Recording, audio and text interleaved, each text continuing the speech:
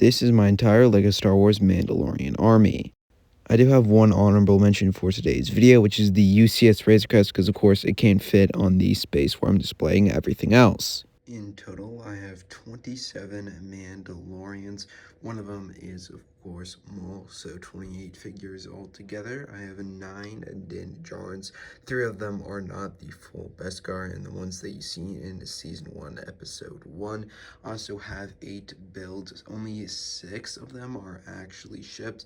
The rest are just sort of landmarks, if you want to call it that, and not all of them are actually flying ships, just vehicles in general. And I also have 2 Darksabers, as well as 2 Paz Vizslas and 4 Boba Fett's. I'll start off with the figures. Definitely the most fitting to have in the front would be Bo-Katan here.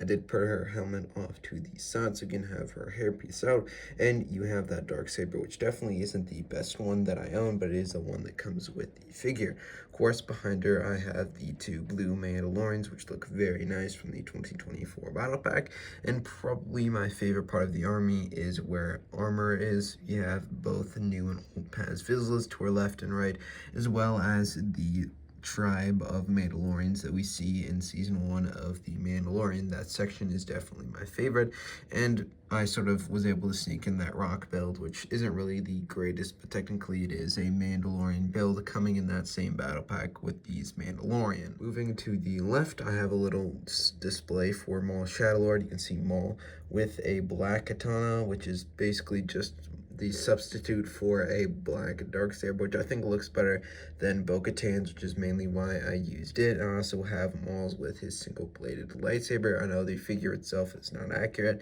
but I do have both Mandalorians to his left and his right, as well as the speeder build, which is actually pretty nice in the back, so it's a whole Maul Shadowlord display. And I also have a Death Watch riding on the 2020 battle pack version of the speeder, which came in the same battle pack with the rock build, but it definitely is similar to the one that came in the 2010 build with that Death Watch Mandalorian, so I thought it looked really nice in the corner there with the Mandalorians for Maul. Of course, I had to put Jango Fett next to his son Boba Fett, where I have probably the oldest Mandalorian in my army. I'm thinking that's going to be this Boba Fett in the front. I also have the Book of Boba Fett version, as well as another ones from episode 6, which I did actually combine this one to make it have the pauldron and arm printing, making that one really the best version of Boba Fett in my collection. And I also like how Jango Fett is sort of a little bit above them and definitely adds a little pop of color. And then this base plate is basically just a bunch of Din Djarins I've collected over the years, which is again 8 in total, so that's definitely a lot. My favorite figure is definitely going to be that UCS Razor Crest Mandalorian. My favorite set is the UCS Razor Crest, my dream set, and of course I own it, and the Mandalorian in that set is probably my favorite minifigure ever. I've already touched on a couple builds, but some other ones include the 2021 version of Mando Speeder, which is a lot more bulkier than the 2026 version, which just came in its own set.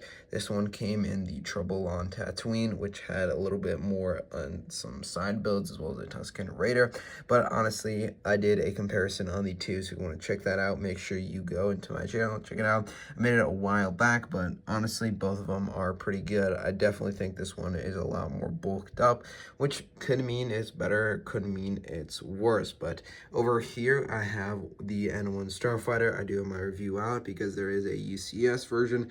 This one, honestly, isn't really horrible compared to the UCS version. Definitely isn't really the greatest. It is from Book of Boba Fett, but I'm definitely glad that it is part of my collection. One of my favorite sets, one of my favorite Mandalorian sets. Speaking of which, I have the 2020 or 2019, I think it is 2019 or 2020 version of the Razor Crest. I think it actually is 2020. It was one of the later Season 1 Mandalorian sets, which looks very, very nice. One of my favorite play scale sets ever. Definitely one of my favorites in my collection. Very cool interior overall. I think it is a little bit better than the 2026 version, and a really cool build is probably the coolest build. I mean, it's really just 2 for the competition of builds, but this is the armor Forge from, I believe, Season 1 that came with the armor, as well as Paz Vizsla, and that Mandalorian, which might have been my first one with that new Beskar. It's definitely a really nice one. The Mandalorian Forge, you get that nice entrance there. You got the area to actually smelt down your Beskar. You can like lift it up and turn it around. I think it actually is a really, really cool set of a build, which usually Star Wars Lego doesn't really make builds for Star Wars. It's usually just a bunch of ships. So it is really cool to see an actual accurate build.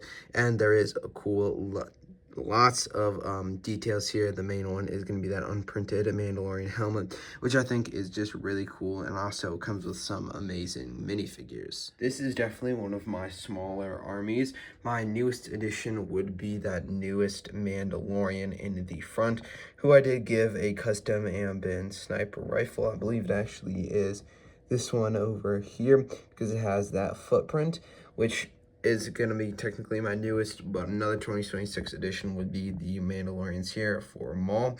And honestly, don't really grow this army a lot. Besides that would be the Jango Fett, I guess, before that. But honestly, again, I don't really grow this army a whole ton, and this isn't one of those armies where I can just sit back and buy whatever sets I want, and it'll kind of just grow on itself, and it'll be thrown in random sets, sort of like my Empire and the Clone Army. I definitely want to grow this a lot more, but I have a couple more chances to do that. Of course, I have a lot of Jinjarans, which will probably end up being the biggest part of my collection. Hope you all enjoyed. Have an amazing yesterday, and see you all in the next one.